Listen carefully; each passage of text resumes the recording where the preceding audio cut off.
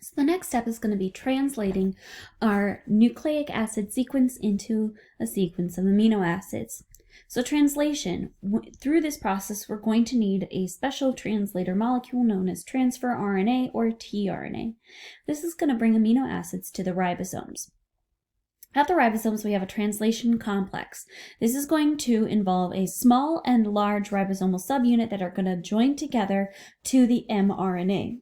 The ribosomes are going to contain binding sites called the A site, the P site, and the E site, where individual tRNAs are going to bind with the mRNA.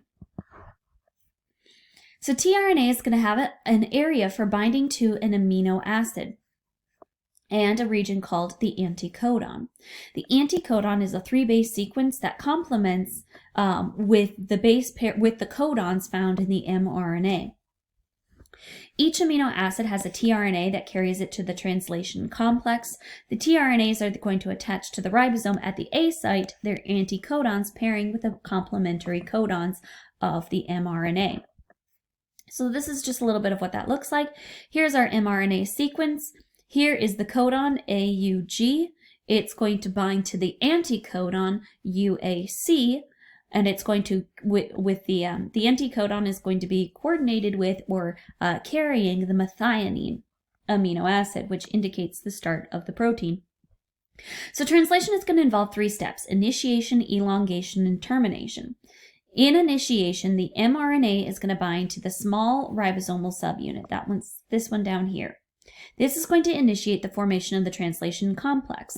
So when the mRNA sequence binds to the small ribosomal subunit, right up here, the large ribosomal subunit is going to come and bind on top of that.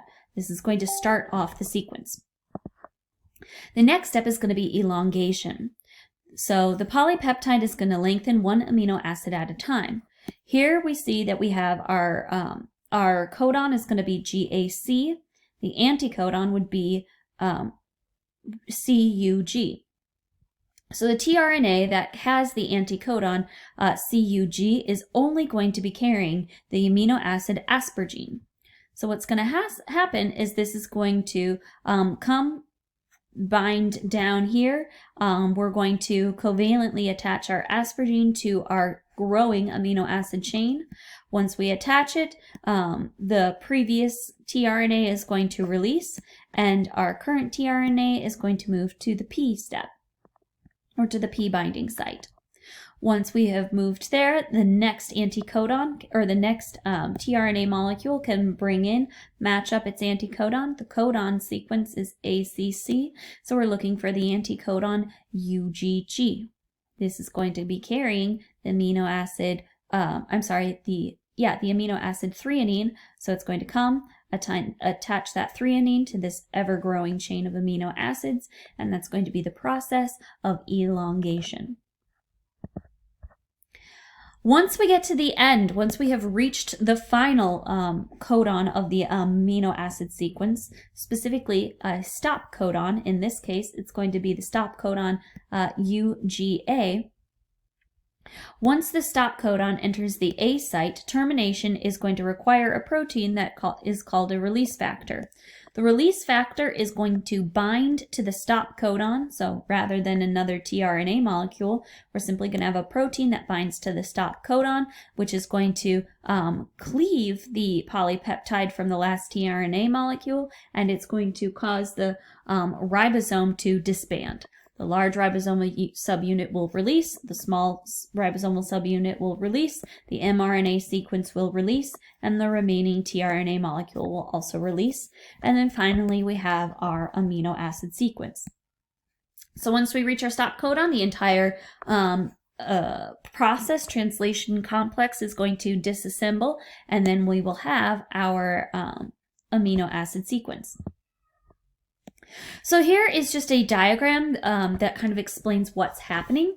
Transcription occurs over here inside of the nucleus. The DNA is going to unwind. An mRNA messenger or a messenger RNA molecule is going to transcribe that message, take that message down. That mRNA is then going to be processed. We're going to have the introns removed. the exons spliced together, the 5' cap and the poly A tail will be added. This is going to then be fed out of the nuclear pore, brought over to a ribosome.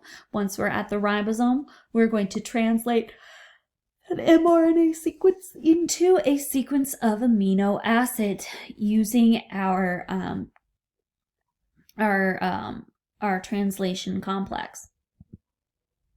So here is just a summary of all of the participants in gene expression. We have DNA, RNA polymerase, mRNA, tRNA, rRNA amino acids. I would recommend that you spend a little bit of time going over this table. It is very helpful to review all of the different terms that we talked about, but please feel free to ask me if you have any questions, comments, or concerns as you are going through and studying this chapter. All right, so after this section, you should be able to summarize the processes of transcription and translation. You should be able to explain how the genetic code is involved in gene expression, explain the role of mRNA, tRNA, and rRNA. And then we did not go into gene regulation in a eukaryotic cell, so you do not need to worry about this last bullet point. All right, and that's it for this section.